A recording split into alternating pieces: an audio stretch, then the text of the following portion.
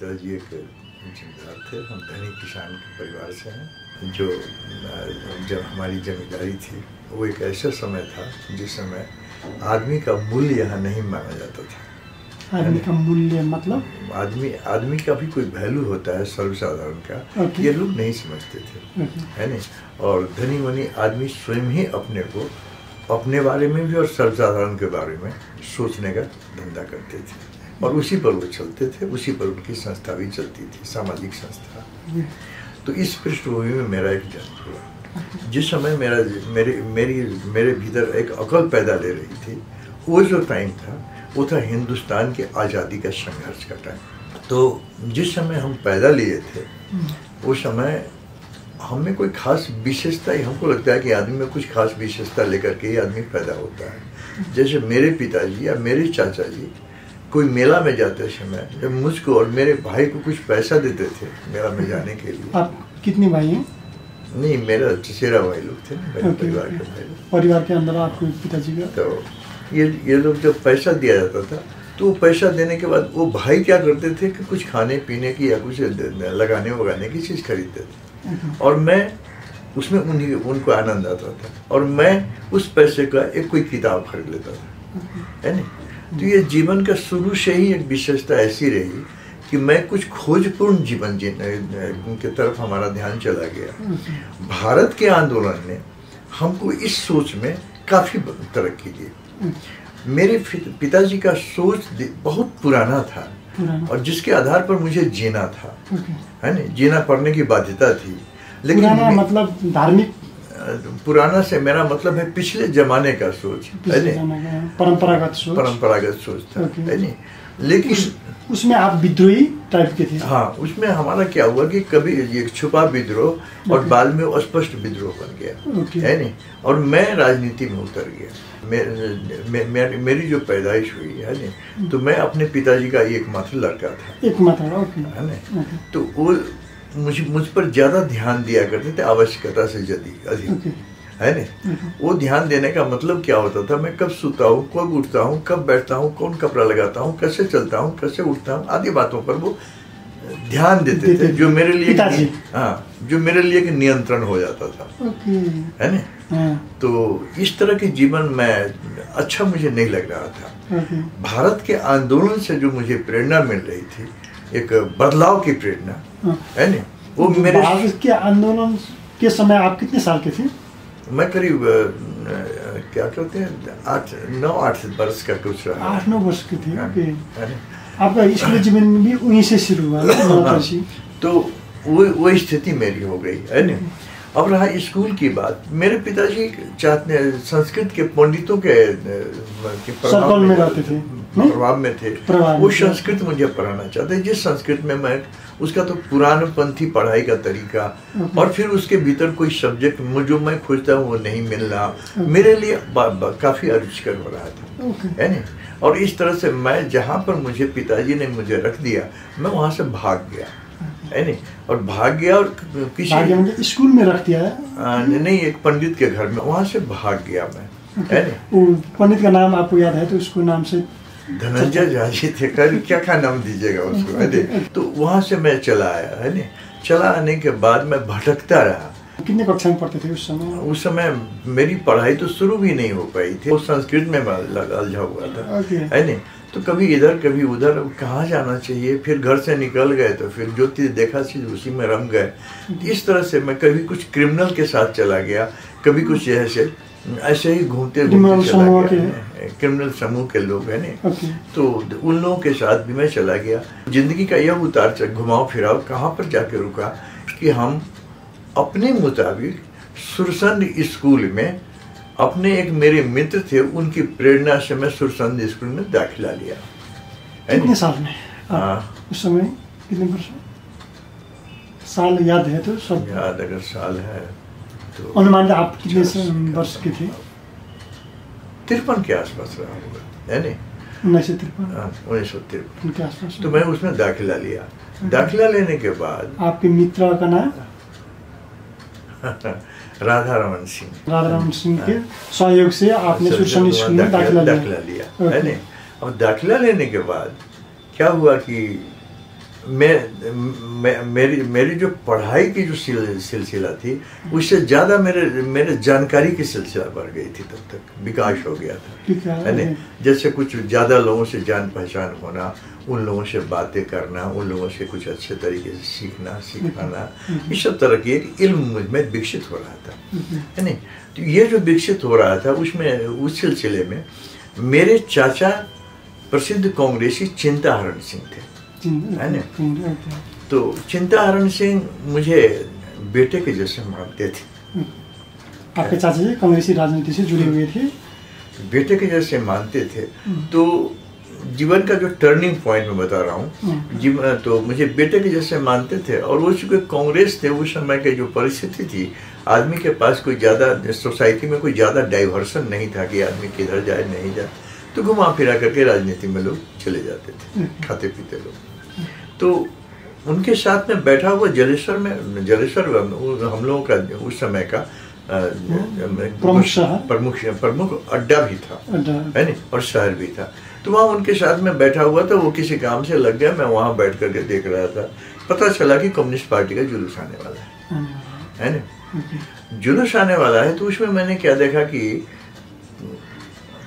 10-12 आदमी का वो जुलूस है, 10-12 मुश्किल से 15 आदमी, है ना। जुलूस के बारे में मेरी धारणा थी कुछ बहुत ज्यादा लोग होते, लेकिन वो 15 ही आदमी थे। वो 15 आदमी फिर क्या, कोई बांस की लकड़ी में इतना बड़ा झंडा लटकाए हुए थे, कोई कागज का, कोई कपड़े का। और उसका जो नेतृत्व कर रहा था, उसका नाम था गर्भू, आज भी मुझे याद है। गर्भू एक दलित जाति का था, वो उसका नेतृत्व कर रहा था। उसको देखा तो वो तो लंगोटी लगाया हुआ था, जिसका उसमें से भुगतान उसका बाहर था, है नहीं। लेकिन इस सबसे नावाकिफ लापरवाह हुआ आदमी मेरे नेता को छोड़ दो कह करके नारा लगाता हुआ बाजार से गुजर रहा था। मैंने उसका साहस, उसकी सोच और उसका एक नंगापन, ये सारी चीज देखने के बाद मुझे क्या लगा कि जिंदगी के प्रति ये क्या धारणा है इसकी। कम्युनिस्ट है ये, मुझे भी कम्युनिस्ट होना पड़ेगा। मेरे चाचा तब तक आ गए, मैंने कहा कि चाचा मैं अब आपका साथ नहीं दूंगा। कम्युनिस्ट लोगों से आप सबसे पहली बार वही घटना से मेरे जीवन का मार्च वही था, वो गर्व। विचारधारा, कोई राजनीतिक चिंतन इससे पहले आपने पढ़ा था, कहीं सुना था? नहीं, कुछ नहीं था। तो मैंने कहा कि ये नेतागिरी करता है, यानी राजा बनेगा ये, ऐसा तो निश्चित ही नहीं सोचा हो। तो फिर क्या कहता है ये, है नहीं। तो जिंदगी की उसी की जो कमियां हैं, उस कमी के खिलाफ में ये आदमी उठना चाहता है। अब मैं इसका साथ दूंगा।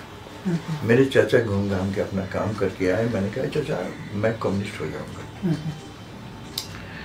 तो उन्हें मोटा मोटी ये कह दिया कि तेरी मर्जी है, मैं कम्युनिस्ट हो गया। उस समय मेरी पढ़ाई भी शुरू नहीं हुई थी, तो कहा कि जो तेरी जैसी खुशी करो। बहुत उदार दिल के आदमी थे वो। बहुत। आप कितने साल के थे? मुझे लगता है ऐसा पूछ रहे हैं जैसे कि अनुमानित क्या कर सकते हैं। 8-9 जब अक्ल होती है आदमी की, उस समय की बात है, पता नहीं है। तो यहाँ से मैं कम्युनिस्ट हो गया, है ना। अब कम्युनिस्ट हो जाने के बाद जब वही राधा रमन जी के सहयोग से मैं स्कूल में दीक्षित हुआ, तो वहाँ कुछ कम्युनिस्ट लोग थे। मैं उस पार्टी में शामिल हो गया। स्कूली जीवन शुरू करने से पहले आप कम्युनिस्ट होने का, राजनीति में प्रवेश करने का आपने निर्णय लिया। उसके बाद आप स्कूल में चले गए। तो मैंने आपसे बताया ना कि जीवन के बारे में खोजपूर्ण और विद्रोह का स्वभाव जो था ना, वो जन्मजात होने की वजह से मैं वहाँ तक निकल आया। तो वहाँ आने के बाद मैंने क्या देखा कि मैं जब बोलता हूँ ना, जोशीला तरीके से बोलता हूँ, लोग मेरे पीछे आते हैं, यानी विद्यार्थी लोग, है नहीं। आपने वो महसूस किया स्कूल में? तो वो विद्यार्थी लोग मेरे पीछे आ गए। मैं वहाँ का नेता जैसा हो गया स्कूल के अंदर। स्कूल के अंदर नेता हो जाने के बाद मैंने एक छोटी सी संगठन बनाई, गुप्त संगठन बनाई, जिसमें स्कूल के बहुत अच्छे लड़कों को मैंने उसमें शामिल कराया। शामिल कराने के बाद स्थिति क्या बनी कि मैं जो बोलता लड़के लोग वही करते। अगर टीचर को ना समझी, कोई अच्छी बात नहीं लगती मेरी, तो अगर उसका विरोध करते तो लड़के लोग उसका भी विरोध कर देते। तो मेरी बातों से ज़्यादा प्रभावित होते थे और वो सब करते थे।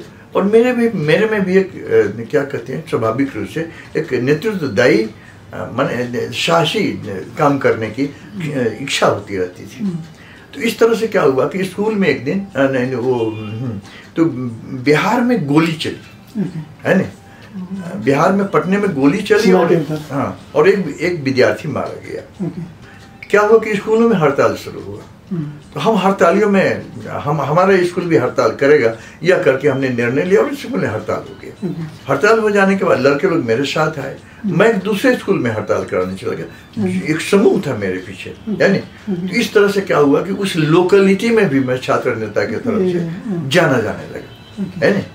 और इसके बाद काठमांडू मुजफ्फरपुर से एक लीडर आए विद्यार्थी के, काफ़ी सुलझे हुए और काफ़ी अच्छे आदमी थे, एक धनी घर के आदमी थे, कृष्ण कुमार खन्ना नाम के आदमी, है नी।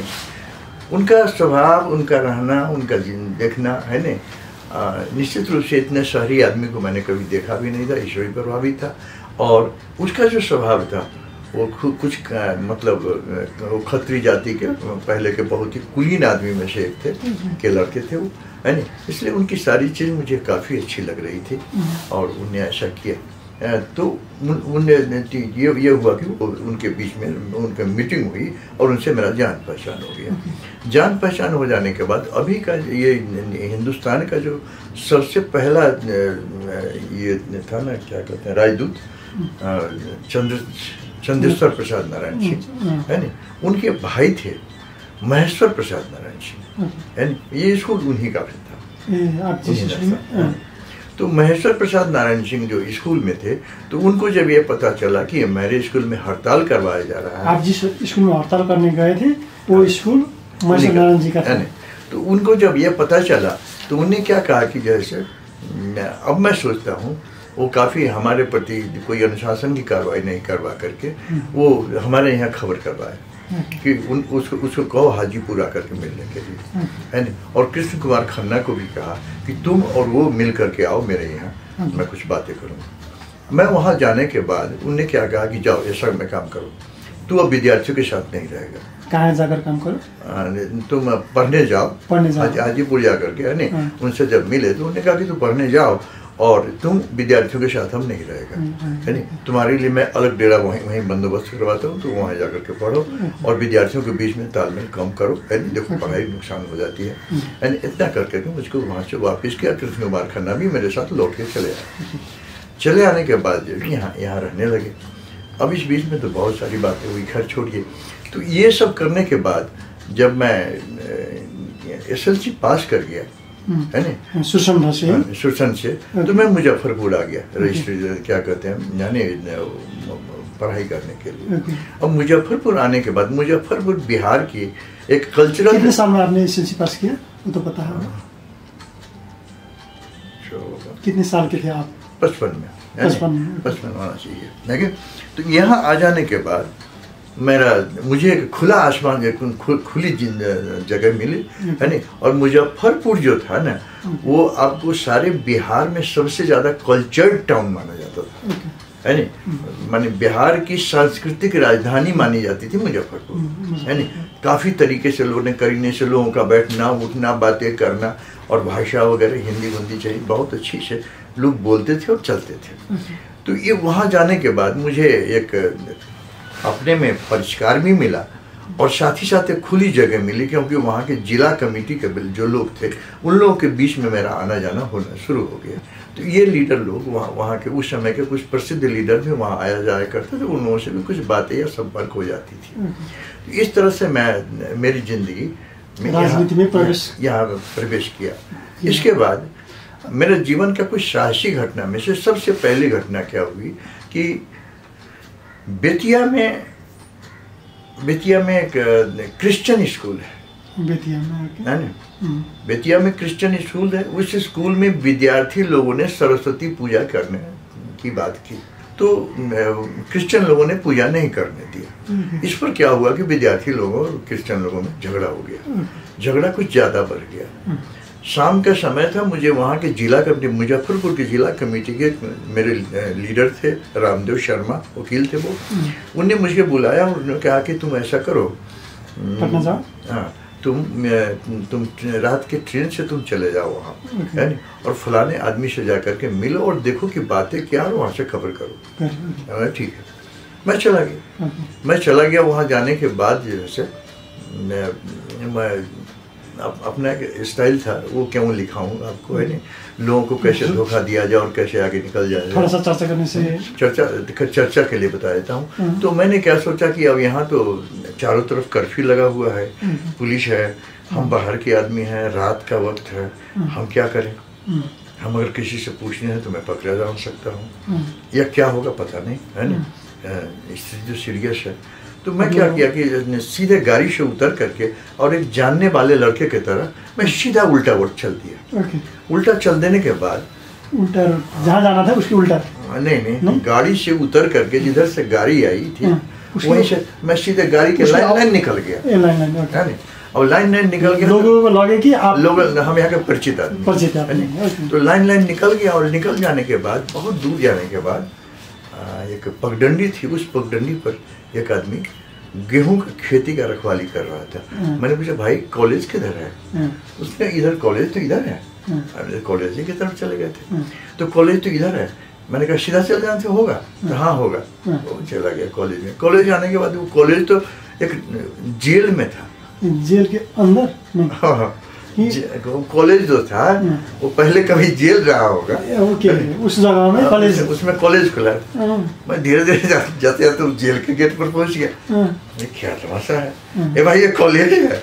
मैंने पूछा वहाँ आदमी जो खड़ा था कॉलेज है? तो हाँ, फलाना भी आदमी का कहाँ है? तो वो सिंगल सीट उधर है, वो जो सेल था उसमें वो सिंगल सीट बनाया था, उसमें है, वो फलाना जगह मिलेंगे। मैं गया, उन्होंने कहा, वो विद्यार्थी ने खास करके रिस्पॉन्स नहीं किया। मैं चुपचाप, उन्होंने मुझको कहा कि सो जाइए, खाना खाए हुए थे, खाना खाए और सो गए। सो जाने के बाद जो सवेरे 4 बजे तो हम उठे, मेरी नींद खुल गई। मैंने कहा कि ये तो क्या, यहाँ आए हैं कुछ करके जाना चाहिए, है नहीं, तो होगा कैसे? तो कॉलेजियत स्कूल, वहाँ पर एक खास जिला स्कूल था, कॉलेजियत स्कूल कहते थे, उसमें गया और वहाँ पर जाकर के कुछ विद्यार्थियों को कहा कि इधर आइए। तो ऐसे ही वहाँ के आदमी जैसे परिचित होकर के इधर आइए। तो क्या है, आप लोग क्लास कर रहे हैं और ऐसे ऐसे हो गया, यानी विद्यार्थी लोग अरेस्ट हैं और आप लोग क्लास कर रहे हैं। 400 वो आना जाना भी लोगों का मुश्किल हो रहा है। तो हाँ, तो क्या किया जाए? हमने कहा क्या किया जाए? नहीं, आप जुलूस निकालेंगे। तो नहीं, लोग तो वैसे नहीं करेगा, है नहीं, जुलूस निकालने पर गोली चलेगी। क्योंकि ये काम करें ना आप, तो मैं पहला आदमी होऊंगा, आप जुलूस की निकालिए, मैं आगे चलूंगा।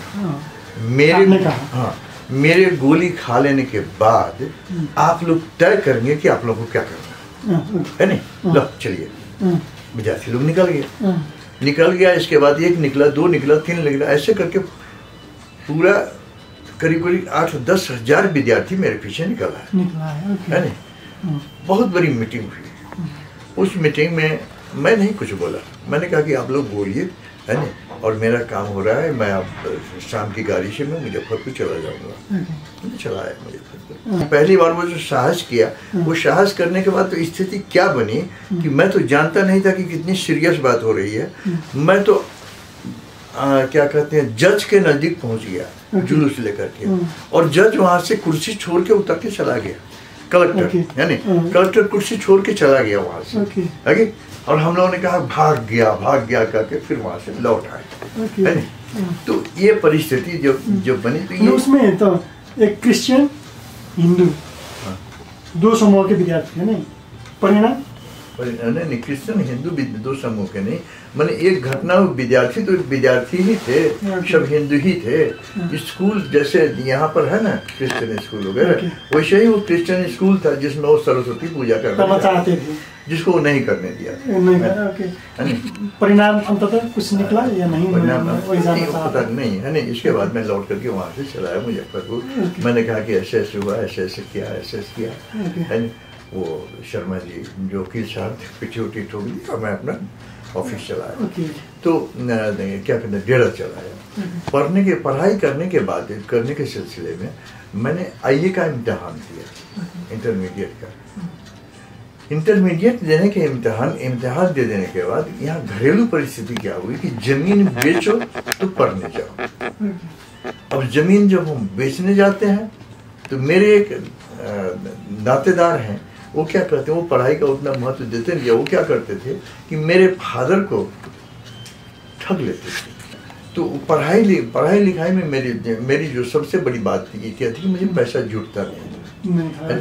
तो मैं जमीन बेचता था। मेरे फादर मेरे कहने पर जमीन बेचने जाते थे। और उस समय मैं मुजफ्फरपुर से आता हूँ, वो जमीन बेचने जाते हैं। कभी कभी क्या होता है कि मेरे एक भाई थे, उसमें वो दलाली कर देते थे और वो खरीदने वाले को कहते थे कि तू नहीं खरीदो, है नहीं, हम इनको थोड़ा सा पैसा दे करके जमीन ले लेते हैं, तुम इसमें से मेरे दाम, तुम में जो दाम ले लेना, है नहीं। और इस तरह से वो कमीशन खाते थे। अब इस तरह के देखने के बाद तो मुझे क्या लगा कि आखिर पढ़ाई करके भी तो मुझे खेती ही देखना है। मैंने पिताजी से कहा कि नहीं, अब आप इतना तकलीफ ना कीजिए, मुझे अच्छा नहीं लग रहा है, मैं पढ़ाई छोड़ूंगा, है ना। और इस तरह से मैंने पढ़ाई छोड़ दी। रिजल्ट क्या हुआ मुझे अभी तक पता नहीं। आईए के रिजल्ट क्या है अभी तक पता नहीं। ओके, ठीक है। और नेपाल के राजनीति में प्रवेश। अब इसके बाद क्या हुआ कि अब यहाँ जब हम छोड़ के चले आए तो हम एक दिन क्या कहते हैं, मुजफ्फरपुर से या सुरसंड कहाँ से हम लौट के आ रहे थे तो गोरखा परिषद का क्या कहते हैं उसको, मीटिंग होने वाला था, तत्कालीन गोरखा परिषद है। अब गोरखा परिषद का मीटिंग मतलब किस जगह होने वाला था वो पता? जलेश्वर में गोरखा परिषद का मीटिंग होने वाला था। मैं मुझे भी जोश था, क्यों करने देंगे इसको हम मीटिंग, यानी बैठ कर लड़के लोग वहां पर कुछ उसको डिस्टर्ब कर रहे थे, गोरखा परिषद की मीटिंग को, कि जिस जगह इसका मंच बना हुआ था उस मंच को तोड़ दिया लोगों ने। गोरखा परिषद का जो मंच था उसको तोड़ दिया। तोड़ने वाले कम्युनिस्ट लोग ही थे? कम्युनिस्ट लोग नहीं थे, वो मतलब जनरल लोग थे। तोड़ दिया। तोड़ देने के बाद उसमें आप कांग्रेस कह सकते हैं ज्यादा, है नहीं। तो वो लोग तोड़ दिया। तोड़ देने के बाद क्या हुआ कि ये लोग मीटिंग करने के लिए बाजार के ठीक जगह पर, जो अभी जलेश्वर के जगह है, वो बाजार का सेंटर है जिसको महेंद्र चौक कहते हैं आजकल, या क्या चौक कहते हैं, फिर उस चौक में आकर के उन लोगों ने अपना मंच खड़ा किया और उस जगह को पढ़ने के लिए तैयार। आदमी विरोधी बहुत ज्यादा थे। जब वो खड़ा हुआ तो उसके एक नेता ने क्या कहा कि किसी जिसमें हिम्मत है वो आओ इस मंच पर बोलो कि कहना क्या चाहते हो, है नहीं। ऐसा करने वाले लोग नेता आपको पता है कोई नाम डेट पता है? मुझे याद नहीं, ठीक है। तो लेकिन वो उसके प्रमुख लीडर थे। उन्हें कहा कि आप पहले, है नहीं, और कहो कि क्या कहना चाहते हो। अब जितने विरोधी थे वो सभी सबके सब मुंह ताकने लगे। मंच पर कौन जाके बोलेगा उनको क्या करना है, विरोध तो कर रहे थे। उन्हें कहा क्या है हल्ला भाई, तो कहता है कि आओ आओ, है नहीं, ललकारता है, कोई क्या बोले, है नहीं। हम क्या ऐसा करो, मेरा नाम लिख करके दो उसको। आपने कहा? हाँ, मेरा नाम लिख करके दिया। बोलने तो क्या देगा, है नहीं। लेकिन हुआ क्या कि उस जगह मेरे सैकड़ों फॉलोवर हो गए, है नहीं। आपको मंच में जाना पड़ा कि नहीं? नहीं पड़ा। सैकड़ों फॉलोवर हो गए और उस वहां पर जैसे वही मेरा डेरा हो गया। वो लड़के लोग अपने घर से खाना, कभी इनके घर कभी उनके घर, इस तरह से खाना खिलाने लगे। और मैं कम्युनिस्ट तो था ही, मैं कम्युनिस्ट पार्टी का संगठन करना शुरू कर दिया वहाँ, है नहीं। और उस जगह एक तो जैसे क्या हुआ कि बहुत बड़ा झंडा गड़वा दिया, है नहीं। तब तक जिले में कम्युनिस्ट लोग थे, किसान संघ के नाम से थे, है नहीं। लेकिन कम्युनिस्टों की स्थिति क्या थी कि वो जो दलित लोग हैं, गरीब लोग हैं, सताए हुए लोग हैं, उनके यहाँ वो ज़्यादा जाया करते थे और वही उनके खास कम्युनिस्ट होते थे उस गांव में। मैंने देखा उस समय में हिंदुस्तान में कम्युनिस्ट पार्टी एक नए तरीके से स्थापित होने की कोशिश में थी। नहीं मिली थी अजय घोष, है ना। अजय घोष जनरल सेक्रेटरी हुए भारतीय कम्युनिस्ट पार्टी में, है ना। और उन्हें एक नई चीज लाने की कोशिश की भारतीय कम्युनिस्ट पार्टी के लोग ने अजय के नेतृत्व में। और उस समय जो बौद्धिक, जो लिटरेचर में बौद्धिकता की बात जब आती थी, है ना, तो उसमें उसको मैं ध्यान से पढ़ता था, मुझे अच्छा लगता था। मैंने उसी सोच को यहाँ लाया कि भाई जब तक ये गरीब लोग को जरूरत है कम्युनिज्म, लेकिन ये कम्युनिस्ट तो नहीं हो सकते, है ना। इनका काम चल जाता है, अपने घर चले जाते हैं, बेचारे गरीब लोग घर नहीं जाए तो कहाँ जाए। इसलिए कम्युनिस्ट पार्टी को आगे बढ़ाने के लिए यह जरूरी है कि मिडिल क्लास के जो लड़के हैं स्कूल के, है नहीं, उनको कम्युनिस्ट बनाना चाहिए। आपने ऐसा सोचा? ऐसा सोचा और यह सोच करके मैंने अपने जिले में काम करना शुरू किया।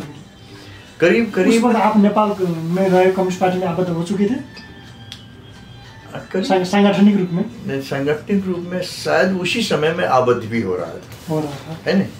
तो इन लोगों जो ऐसा किया तो देखा क्या कि लगभग जो कांग्रेस पार्टी में जितने मध्यम वर्गीय नौजवान हैं, उससे ज्यादा अच्छे नौजवान हमारे साथ होने लगे।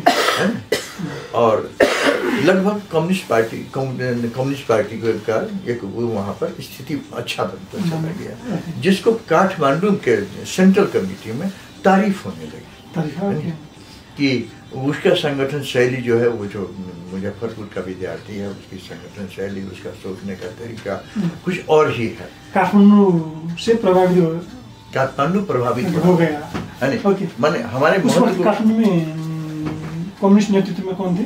काठमांडू के कम्युनिस्ट नेतृत्व में उस समय मनमोहन अधिकारी थे, जो चले गए थे चाइना। उनको कोई अच्छी बीमारी नहीं थी, लेप्रोसी उस समय कहते हैं ना, तो उसमें चाइना में चले गए थे। और डॉक्टर केशर जंगराय मांझी जनरल सेक्रेटरी हुआ करते थे, उस समय हो गए। तो हो जाने के बाद क्या हुआ कि मैं कम्युनिस्ट पार्टी में यहाँ, आपको बुलावट हो गया? कम्युनिस्ट पार्टी बुलावट क्या होता है, हम भी आए और सब लोग अच्छे से जाने और सारी अच्छे तालमेल बैठी हमारी। हमसे बहुत से सीनियर लोग थे उस समय भी, है ना। और कुछ लोगों को मेरे चलते दिक्कत भी हो गई, क्योंकि मैं आज भी सोचता हूँ कि उनके साथ मेरा आना अन्याय हो गया, है ना, क्योंकि उनको पार्टी में दूसरी से आकर महत्व आपने कम्युनिस्ट पार्टी का एउटा संगठन निर्माण किया, केंद्र में आए काठमांडू में। अच्छा, और आप केंद्रीय स्तर के नेता? नहीं, उस समय तक नहीं। तो ये हो गया, है ना। ये हो जाने के बाद तब 18 साल आ गया, है ना, जब राजा महेंद्र ने ये सब कर। उस समय तक ये नहीं, उससे पहले का जो छोटा सा टाइम था, 15 साल से लेकर 18 साल तक का इलेक्शन के बाद का, उसमें क्या हुआ कि कांग्रेस वाले लोग बहुत अनकल्चर्ड तरीके से लोगों पर हावी होने लग गए। हर काम में है ना, हर काम में वो हावी होते थे, है ना, और सब जगह वो दखल देते थे। जब ऐसा हुआ तो जनकपुर में एक छोटी सी मीटिंग हुई। उस मीटिंग में मैं भी आया और उन लोगों से अच्छा जोशीला तरीके से मैं बोल सकता था, इसीलिए उसमें मैं गिनती का आदमी था। और कम्युनिस्ट पार्टी, है ना, जो एक उसके जिसके पास कार्यकर्ता था, उसका मैं मेंबर था। तो इस तरह से क्या हुआ कि एक वहाँ संघर्ष समिति बनी, है ना, जनकपुर में। उस संघर्ष समिति का मेरे ही कहने के अनुसार, है ना, एक दूसरे आदमी को अध्यक्ष बनाया गया और मैं उसका उपाध्यक्ष बना। मतलब धनुषा जिला या महोत्तरी जिला? धनुषा महोत्तरी एक ही था। तो वो जो बनाया गया, वो बनाने के बाद क्या हुआ कि अब क्या किया जाए, तो कुछ नहीं करने से तो कुछ नहीं होगा, है ना। वहाँ के जो जिला सेक्रेटरी थे, उनको मैंने कहा कि कुछ नहीं करोगे तो कैसे होगा यार, है ना, तो क्या करना है। उनका ऐसा तो कुछ नहीं करेंगे तो एक ही चीज, अनशन तो कर सकते हैं, जुलूस नहीं निकलेगा तो अनशन तो कर सकते हैं। नहीं, इसके पहले जो संघर्ष समिति बनी उसी समय जनकपुर म्यूनिसिपैलिटी का चुनाव है। 18 साल से पहले की बात है। 18 साल से पहले की बात। जनकपुर म्यूनिसिपैलिटी के चुनाव जब हुआ उसी समय में लाहन में जो धरान में चुनाव हुआ है ना, कम्युनिस्टों ने जीत लिया वहाँ। उसका नाम बहुत ज़्यादा हुआ क्योंकि वो कम्युनिस्ट लोगों के द्वारा, वहाँ जो पहाड़ के कम्युनिस्ट थे उन लोगों के द्वारा वो ऑर्गेनाइज किए गए थे। लेकिन जीता तो मैंने भी था, मेरा कोई खास महत्व नहीं रहा। मुझे उसमें फील हुआ कि भाई इसके भीतर भी कुछ होता है। मतलब आपने भी जीता था जनकपुर में, उसका चर्चा नहीं हुआ है ना। तो हमने भी, तो उस समय एक पहली फीलिंग मुझे हुई कि यहाँ भी कुछ। राम जन्म सिंह ने क्या कहा कि जैसे देख भाई हम 7-8 दिन तक ले भूखे रह सके है ना। उन्होंने 8 दिन भूखा रह गया तो बहुत हो गया। उन्हें जो जिला अध्यक्ष थे उठते और कहा कि देखिए 8 दिन तक ही रहने के लिए तैयार है, अभी तैयार हो गया। तो उन्होंने कहा कि आपको भूखा कैसे रह गया, फिर रहिए तो पहले देखिए तो तुम जानो। हम कहेंगे हम कोई उपाय निकालेंगे ना, है ना। चलिए अनशन किया लोगों। अनशन जो किया उस समय की एक नई बात थी कि कांग्रेसीकरण के खिलाफ में कोई बोल सकता है और अनशन भी होता है कोई चीज। ये आप लोगों ने प्रमाणित किया। ये लोग माने लोगों के लिए बड़ी नई चीज थी वो, है ना। इसलिए लोगों का दिलचस्पी खूब हुआ, है ना। अंत तक क्या हुआ कि जैसे अनशन में तो अनशन जो हुआ तो अनशन में क्या हुआ कि जैसे और अंतिम समय जब आया, है ना, तो इन लोगों ने कहा कि अब हम नहीं सकते हैं। तो मैं सुबह साल से फिर चुपचाप आया बात करने के लिए। उन्होंने कहा कि कल हम कितने दिन तक अनशन रहा? करीब 7-8 दिन तक रहा। और इसके बाद जैसे सुबह साहब ने क्या कर दिया कि तो ऐसा करो, हम अनशन तोड़वा देते हैं, लेकिन हम जो चाहेंगे हम कानून के आधार पर लिखेंगे। उन्होंने क्या लिखिएगा, तो मुझे क्या कहा कि हम लिखेंगे यह कि हम लोगों के अधिकार क्षेत्र में नहीं पड़ता है ना, इसीलिए सरकार इस पर विचार करे और मेरा निवेदन है कि अनशनकारी अनशन तोड़े, है ना। ये तो आप लिख दीजिए ना, ठीक है। लिखते इसके बाद जो है हम लोग क्या किया, जुलूस निकाले। अनशन रहते ही जुलूस जो निकाले तो बेशुमार लोग आए, है ना। मैंने उतना बड़ा जुलूस जलेसर में हुआ ही नहीं था। इतना बड़ा आप लोग जलेसर में जलेसर में थे, अनशन कर रहे थे घोषवाला के सामने, है ना। बहुत लोग आए। और इस समय क्या हो गया कि जैसे मैं तो उस इलाके का लीडर सा हो गया, है ना। सुनते हैं कि यहाँ नेपाली कांग्रेस के उस समय शायद गृह मंत्री ही थे सूर्य प्रसाद उपाध्याय। उनने हमारे चिंताओं को बुला करके कहा कि तू उसको तो रोको, कम से कम तेरा भतीजा है, तुम्हारा कहना मानता है। किसको बुलाकर कहा? चिंताहरण सिंह को। चिंताहरण सिंह, है ना, बुला के उसको रोको तो पहले, है ना। वो क्या करेगा, और उसके चलते पार्टी की नुकसानी हो रही है, और तुम्हारे साथ फिर रहता भी है, तुम्हारे साथ खाता पीता है। चाचा जी रुद्र प्रसाद गिरने का सोचा वो क्या बात कर रही हैं। आदमी की स्वतंत्रता है, वो जैसा चाहे वो ऐसा कर सकता है। वो कॉलेज का लड़का है, उसका दिमाग खुला हुआ है ना। तो वो कर रहा है तो उसको कैसे चिंता कैसे रुकेगा, है ना। ये बात मुझे सुननी थी, मैंने सुना था, उन लोगों ने भी सुनाया था, तो मुझे अच्छी बात लगी, मैंने हौसला बढ़ता था मेरा इससे पूछे।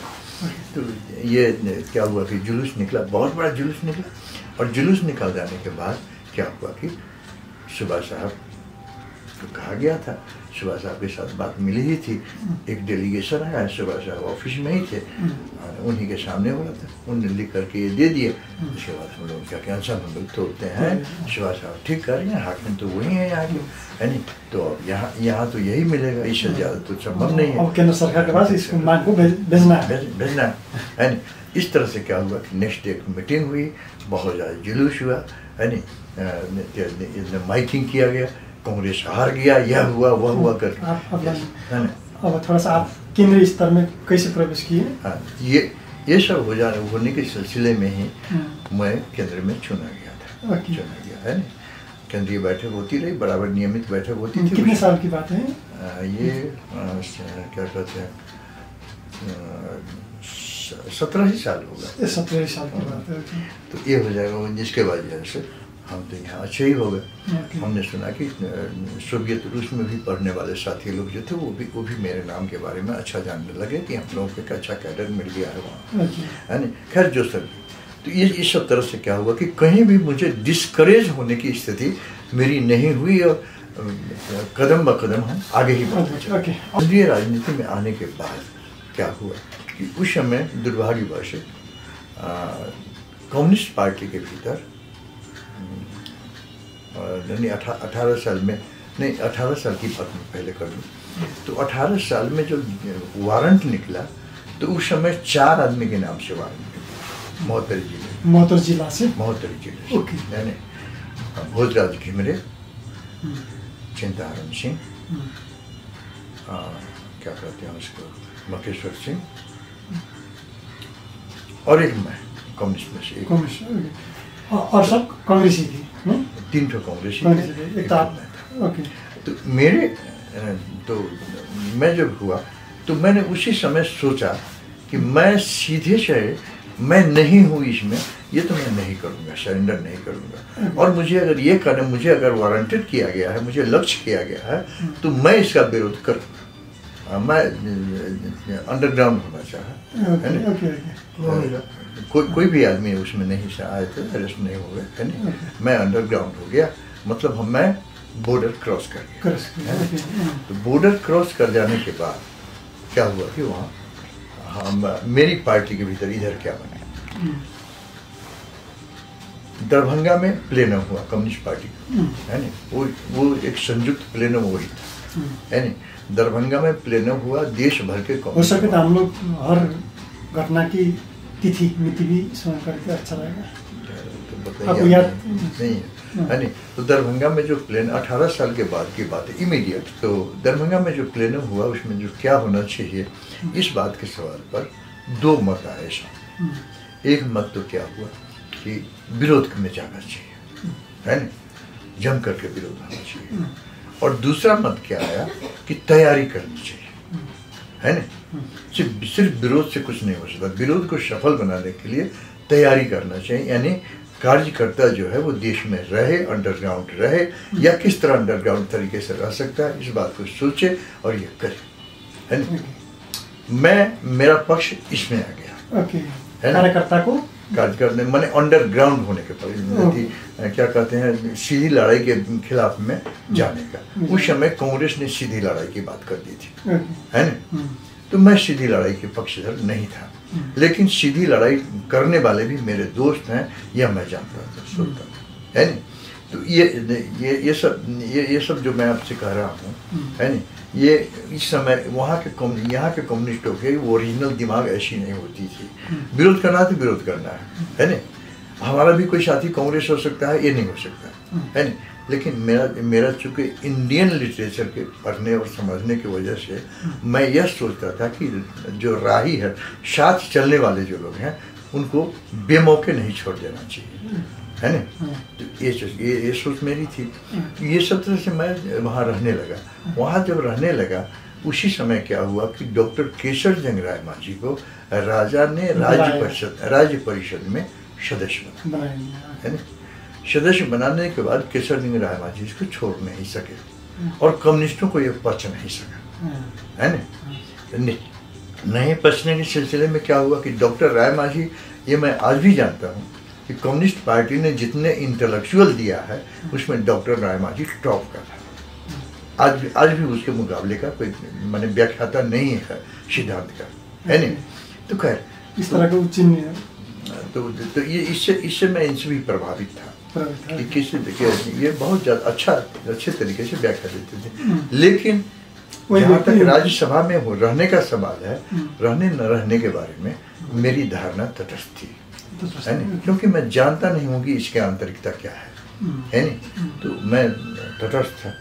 उस समय में एक पार्टी के भीतर, जो डॉक्टर राय माझी के पार्टी के भीतर जो लोग थे, माने सहयोगियों में से, उसमें एक थे बहुत ही ज़्यादा माने प्रशंसनीय व्यक्तित्व था, डॉक्टर कमर शाह नहीं, कमर शाह, हाँ, बाइकास्ट मुस्लिम थे, है ना, लेकिन काफ़ी खुददार और अच्छे व्याख्या चिंतक थे वो पार्टी के भीतर। तो डॉक्टर राय मांझी और इनके वजह से पार्टी मेरी बहुत अच्छी थी और बहुत सारे लोग, अच्छे अच्छे लोग पार्टी के भीतर आ रहे थे। उसी समय क्या हुआ कि ये क्या चाइना और रशिया में कन्फ्लिक्ट हो गया। कन्फ्लिक्ट हो जाने पर क्या हुआ कि इन लोगों ने चाहा कि चाइनीज माने ये इसमें चाइना का बहुत ज़्यादा हाथ है। उसने चाहा कि हमारे पक्षधर कम्युनिस्ट लोग ज़्यादा से ज़्यादा हो हर विश्व में। ये करने से क्या हुआ कि हमारी पार्टी पर भी इधर प्रेशर, इमीडिएट पार्टी थी रशिया और चाइना में, चाइना कन्फ्लिक्ट का, है ना, 2 ग्रुप में नेपाल में भी प्रत्यक्ष असर पड़ गया कि 2 ग्रुप नेपाल में भी हो गया, है ना। 2 ग्रुप नेपाल में हो जाने के बाद अब इधर एक घटना क्या घटी कि रशिया ने हमारे यहाँ, है ना, डॉक्टर राय मांझी चूँकि अच्छे व्याख्याता थे और अच्छे लोग थे, कमर शाह भी वैसे ही थे, है ना, इन लोगों की वजह से क्या हुआ कि रशिया ने एक प्रोग्राम निकाले, क्या राजा महेंद्र ने एक प्रोग्राम दिया जनता में जाने के लिए, एक माने जनमुखी प्रोग्राम की आवश्यकता है।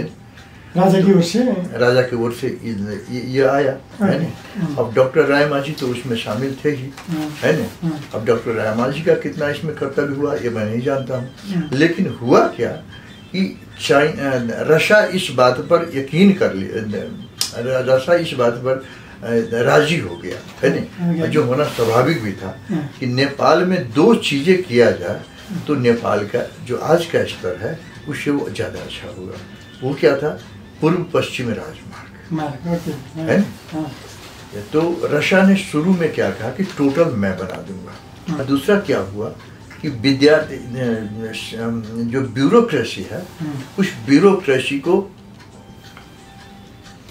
इनलाइटेंड करना, क्योंकि तब तक का जो हमारा ब्यूरोक्रेसी था यहाँ का वो भारदारी ब्यूरोक्रेसी था, है ना, जो आज के समय के लिए आवश्यक रूपांतरण होना चाहिए, नवीनीकरण होना चाहिए। इसके लिए उसने क्या किया कि कुछ विद्यार्थियों को पढ़ाने की बात कर दी रशिया ने। तो लगभग हम समझते हैं 500 आदमी विद्यार्थी उस समय पढ़ने गए रशिया। और ये सभी सरकारी स्तर पर सब नहीं, सरकारी स्तर पर नहीं, 500 विद्यार्थी पढ़ने गए, है नहीं, वो सरकारी स्तर पर नहीं थे, वैसे ही दरखास्त देते और चले जाते थे, ऐसे थे जिसको हम लोग जैसे सर्टिफाई कर देते, है नहीं। मतलब 500 व्यक्ति कम्युनिस्ट पार्टी से आबद्ध थे, तो ये लोग जाते पढ़ते थे वो, है नहीं। तो इस तरह से क्या हुआ कि 2 चीजें बन गई।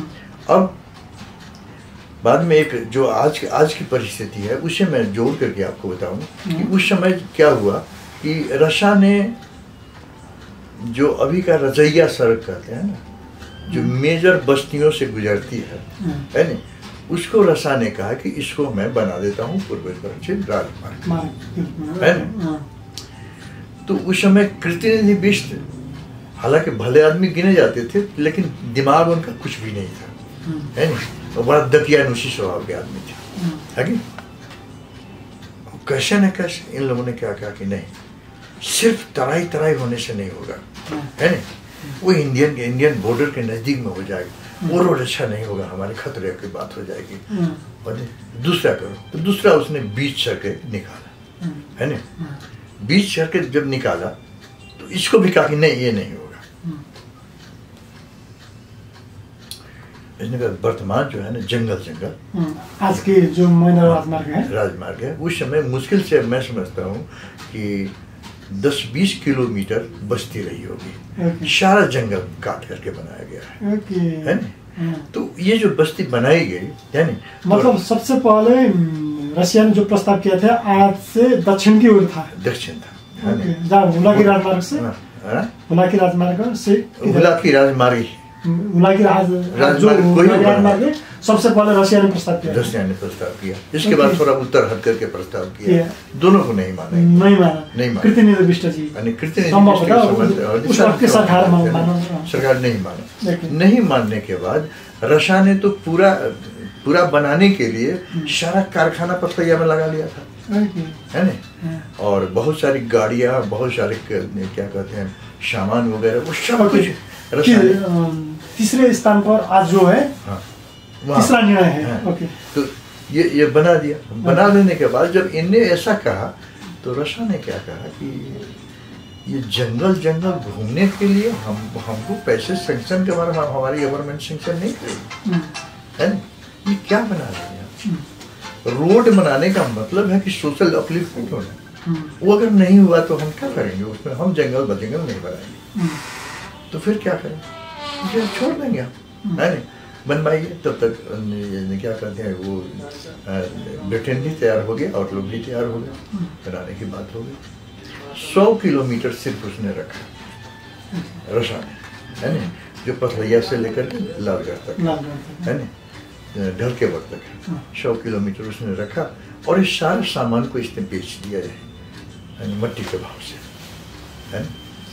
वो बेच दिया और रखा का मतलब मैंने इतना मैं बना दूंगा तो रसा तो सारा अपना सामान यहीं बेच बात के चला गया, है ना।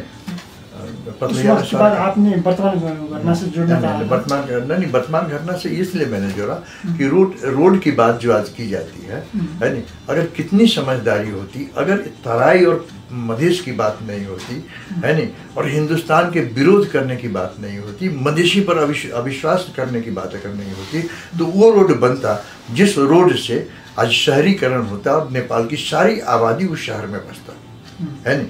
इस विकास को लोगों ने इस बात पर रोक लिया, है ना, कि तराई वाले को फायदा हो जाएगा। बहुत गलत चीज़ थी ना। तो ये हमारे जो गवर्नमेंट का कैरेक्टर है, ये मैं बता रहा हूँ आपको, है ना, ये कर लिया। लेकिन तो ये इस तरह से आप जब पूछेंगे कि नेपाल कम्युनिस्ट पार्टी में आने के बाद, है ना, तो खैर ये एक घटना और सुनो, है ना। तो जब मैं स्काउंडेड था, है ना, तो हमको कहा गया कि तुम जनकपुर, तुम काठमांडू चले आओ, है ना, तुमको शायद गवर्नमेंट से तालमेल मिला करके माफ़ करवा दिया जाएगा। तब तक गवर्नमेंट ने हम पर राजद्रोह लगा दिया था। तो हम सोचे कि अब क्या करना है, लेकिन डर तो मेरे मन में होता ही नहीं था, क्योंकि मैं समझता था कि मैं जो कुछ भी कर रहा हूँ, मैं ज़िंदगी को बिल्डअप कर रहा हूँ, इसलिए डरने की कौन सी बात है। तो वहाँ हमको जब बुलाया गया कि तुम वहाँ तकलीफ में क्यों रहते हो, इधर चले आओ, तो मैं वहाँ से चला आया तो उसकी कहानी मैं सुनाता हूँ। चला जो आया तो मैंने सोचा कि अरे पुलिस से कैसे बचा जाए। तो उस समय गाड़ी चलती थी बीरगंज से अमलेशगंज, तो मैंने सोचा कि जब टिकट कटाएंगे तो चेकिंग होती है, राष्ट्रीय तत्व का करके पकड़ेगा। मैंने क्या किया कि चुपचाप जाकर के गार्ड से कहा, गार्ड साहब पैसा थोड़ा कम है ना, सो क्या करें। तो गार्ड ने कहा कि जब बस ले। बैठ गया, 10 मिनट और गुजरा। गार्ड साहब ऐसा करें, आपका कुर्सी आपका ये खाली है, मैं इसी में बैठ जाऊँ आपके वाला। मतलब गार्ड का मतलब गाड़ी का जो गार्ड होता है ना, तो मैं आपकी कोठी में ही बैठ जाता हूँ। तो जब बैठा, है नहीं, बैठे तो हम तो सेफ हो गए। वहाँ से तो हम अंग्रेज में आ गए आसानी से, है ना, कोई चेकिंग वोकिंग नहीं। हालांकि चेकिंग हो रही थी, चेकिंग हमारे साथ गार्ड का आदमी है, इसलिए मेरे चेकिंग खर्च का सवाल ही नहीं उठता। मैं वहाँ आ गया। यहाँ आने के बाद फिर क्या किया कि तो और क्या करना है, और यहाँ से तो ट्रक से क्या करते हैं, ट्रक से जाना पड़ेगा। ट्रक से मैंने देखा कि 200 सिपाही बैठा हुआ है एक ट्रक पर। आपको माफी देने की बात किसने की थी काठमांडू में? मैंने पार्टी के साथी लोगों ने कहा था कि हम लोगों का एडजस्टमेंट हो रहा है, तो लेकिन हम तो वारंटेड हो गए थे, हम पर तो केस चार्ज हो गया था। देखा 3-4 पुलिस बैठा हुआ है ट्रक में। तो उस ट्रक में जब देखा कि बहुत सारे कुछ सिपाही लोग बैठा हुआ है जिस ट्रक पर, उस ट्रक पर हम भी जाकर बैठ गए, है ना। हम उन्हीं लोगों के बीच में गपशप मारने लगे। कभी कांग्रेस के खिलाफ करता था, कुछ करता था, हम भी उसमें हाँ कर देते थे। लेकिन चलो डाउटफुल तो हम रहे नहीं, क्योंकि पुलिसों के बीच में हम बैठे हुए थे, है ना। तो वहाँ से अब चले आए। यहाँ आने के बाद रात को जैसे ये मुगलिंग में फिर वो ट्रक रुका तो मैं उसी सिपाही के वरना के तले हम भी सो गए, है ना, सो गए। जो सिपाही थे वो ड्रेस वाले थे, ड्रेस में थे, लेकिन उनका वो होता था नहीं तो ओवरकोट, है ना, वो था, उसी में से हम भी सो गए। किसी तरह रात मेरी कट गई। तो वहाँ से हम निकले, फिर यहाँ आने के बाद और उस सिपाही के साथ तो बैठते बैठते दोस्ती जैसी हो गई है। अब इसको छूटे कैसे? तो धरहरा के नज़दीक गाड़ी उस समय रुकती थी, धरहरा के गाड़ी रुकती थी। वो गाड़ी जब रुकी तो हमने कहा कि भाई आप किधर जाएंगे? तो मेरे तो इतना तेरा से जाने, मैंने होइन मेरे तो इतना तेरा जाने से, है ना, मैं उल्टा चलती है। वो उधर गया, वो मैं उल्टा चल गया। उल्टा कुछ दूर चलने के बाद तो हमने बहुत दूर कुछ आगे जाने के बाद उनका नाम याद है तो इंटरेस्टिंग रहेगा यहाँ। उनका नाम याद है? नहीं है। पुलिस का नाम नहीं। तो एक आदमी था, उससे हमने पूछा कि मैथिल भोजनालय यहाँ पर कहाँ पर है? तो ये तो है आगे वाला, है ना। मैंने 400 बस में दक्षिण के ही ओर चला गया था, है ना। अब मैथिली भोजनालय में चला गया। भोजनालय में जाकर के खाने पीने के बाद उनसे मैथिली बात हो रही थी, उसी में हम भी एक शो हो गए। और थोड़ी देर के बाद हमने पता लगा है कि साहब यहाँ पर गेस्ट हाउस किधर है। तो ये है गेस्ट हाउस। गेस्ट हाउस में मेरा भाई रहता था, उसमें RNC में, बाद में वो मैनेजर उनके रिटायर वो रहता था। मैं वहाँ उसके साथ, भाई का नाम कामेश्वर सिंह था, है ना। तो वहाँ से क्या हुआ कि तब कामेश्वर ने मुझे शाह जी के घर तक पहुंचा दिया। शाह जी मतलब कौन सा? कमर शाह के घर तक पहुंचा दिया मुझे। मैं वहाँ रहने लग गया। मैं वारंटेड था। अब जब मैं वहाँ रहता था तो जब हिंदी उन्दी बोलता था, लोग क्या समझ रहे थे कि मोहल्ले के लोग ये कोई उधर का यूपी का कोई मुसलमान है जो शाह जी का गेस्ट है। ऐसे समझ करके करीब 2-3 महीने हमारे गुजर गया शाह जी के घर में, है ना। 2-3 महीने गुजर जाने के बाद इसके बाद शाह जी के घर काठमांडू का कहाँ था? छत्रपति, है ना। 2-3 महीने के बाद गुजर जाने के बाद एक दिन जैसे वहाँ महोत्तरी से कुछ लोग आए, उसमें से एक आदमी ने कह दिया कि नहीं ऐसे। हाँ, तो क्या हुआ कि जब बैठे गुमसुम बैठे रहते थे तो शाह जी के भाई थे जो गवर्नमेंट के साथ, वो सेंसर बोर्ड में थे सिनेमा के। उनका नाम कमाल शाह था। कमाल, है ना। उनका भाई साहब आप जाते हैं, जब भी सिनेमा देखने चले जाते हैं, हमको भी ले चलने सिनेमा देखा हुआ बहुत दिन हो गया। तो उनका आज चलो गए उनके साथ गए थे। बलराम पैकुरेल नाम के हंसराज थे यहाँ, है ना। वो यहाँ बैठे हुए थे, हम भी यहाँ बैठे थे, है ना। सिनेमा की बात जब चलती थी तो बलराम पैकुरेल तो खैर काठमांडू के थे, उनको सिनेमा की ज़्यादा ज्ञान कम था। बलराम पैकुरेल आपको फिर से कोई भी अभी तक नहीं पहचाना? नहीं पहचाना। तो मैं उनके बगल में ही बैठा हुआ था। तो उन्हें क्या कहा कि ऐसा है। मैंने कहा सिनेमा में ये चीज़ ऐसा है, वैसी चीज़ ऐसा है। तो कहा भाई आप कहाँ के हैं? हम कहे राज-बिराज के हैं। क्या नाम है? आपने राज-बिराज का कह दिया। क्या नाम है? ये लोग भी, कमर शाह लोग भी राज-बिराज के ही थे। राज-बिराज के। क्या नाम है? बजरंग बैरुलिया। ऐसा नाम कह करके, बजरंग बैरुलिया, झूठा नाम कह दिया। बैठ के कुछ दिनों के बाद जब उधर से कुछ लोग आए तो उसने जैसे उसमें पता नहीं कैसे लोगों को पता चला, बलराम पैकुरेल के बगल में जो बजरंग बैरुलिया था वो वारंटेड आदमी महावीर था, है ना। अब ये कर करके अब तो इनको भी दिक्कत हुई। लोग कहते हैं, है ना, पकड़ो उसको किसी तरह से। उसने मेरी बेइज्जती कर दी है ना, इतना हिम्मत। और पकड़ने की बात आई। मैं रोज जाकर के अखबार खरीदता था न्यू रोड में। एक दिन न्यू रोड में अखबार खरीदने चला गया। मुझे पहचाने वाले आदमी सब तरीके एक ब्राह्मण थे, आज भी वो यहीं है ना। वो असही थे उस समय। वो जाकर मैं भूल रहा हूँ। वो असही पंडित थे। उनने आकर के सीधे मुझको चप से पकड़ लिया। उन्होंने कहा कि देखिए, है ना, उसे 18-19 साल की 19-20 साल की बात। पकड़ लिया। पकड़ लेने के बाद हमको क्या कहा कि देखो आप महावीर प्रसाद सिंह हैं और भागने की कोशिश की गोली मार दो, है ना। शायद आप पहली बार गिरफ्तार हो गए। बस मैं गिरफ्तार मुझको कर दिया, तो जेल में चला गया। तो उस जेल में मुझको रख दिया।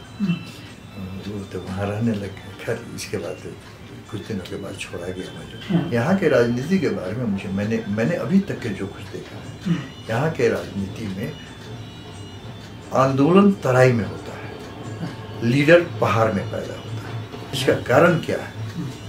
इसका कारण, सबसे बड़ा कारण है कि इसका सबसे बड़ा लॉस क्या हो रहा है कि आपको पहाड़ के लीडर लोगों में मैंने क्या देखा कि चाहे वो जितनी भी किताबी नॉलेज दिखाएं, लेकिन उनके पास जो भीतरी समझदारी है ना, वो ब्रॉड नहीं है ना। मैंने 2-3 चीज़ें मैं आपको बताऊं मेरे सोच में। सबसे पहली चीज़, सभ्यता की निशानी और विकसित होने की निशानी क्या है कि आप दूसरों को माफ़ करना सीखिए, नंबर 1। दूसरों को सुनना सीखिए, है नहीं, नंबर 2। और नंबर 3 क्या कि आप दूसरों के साथ बैठ करके अपना विकास देखिए, है नहीं। मैं पहाड़ के लीडरों में ये नहीं देख रहा हूँ, आज भी नहीं देख रहा हूँ। जैसे कि आपने कहा कि आंदोलन तराई में होती है, लीडर पहाड़ में पैदा होंगे, है। तो इसका कारण क्या है? इसकी व्याख्या किस तरह, थोड़ा सा इसको व्याख्या करें। नहीं, इसका उदाहरण जैसे कि कोई भी आंदोलन आप बताइए, है नहीं, डेमोक्रेसी के नाम पर हुआ हो, सोशल परिवर्तन के नाम पर हुआ है, वो तराई में नहीं हुआ हो। और कोई भी ऐसा आंदोलन जो पहाड़ में हुआ हो, मैं तो कहीं नहीं देखता। 2-4 भले ही घटना हो गई हो, लेकिन आप पहाड़ में तो कोई आंदोलन नहीं हुआ ना, है ना। तो फिर लीडर कैसे हो जाते हैं पहाड़ में, है नहीं? ये क्या है? ये सबसे बड़ा डिफेक्ट है यहाँ पर पॉलिटिक्स का, है नहीं। क्योंकि लीडर पहाड़ में होने का एक सबसे बड़ा कारण क्या है कि 2-3 कारण है। सबसे पहली चीज क्या है कि जो सत्ता में रहते आए हैं पृथ्वी नारायण शाह के बाद का, पृथ्वी नारायण शाह को मैं एक अंधेरा युग कहता हूँ। पृथ्वी नारायण साहब जब आए सत्ता में, तो मैं समझता हूँ कि नेपाल का अंधेरा युग, डार्क एज शुरू हुआ है ना, जिसको ये लोग एकीकरण कहते हैं, ताज पहनाते हैं। कोई एकीकरण नहीं है, ये तो डार्क एज है। लेकिन उन्होंने तो भौगोलिक रूप में तो एकीकरण किया है।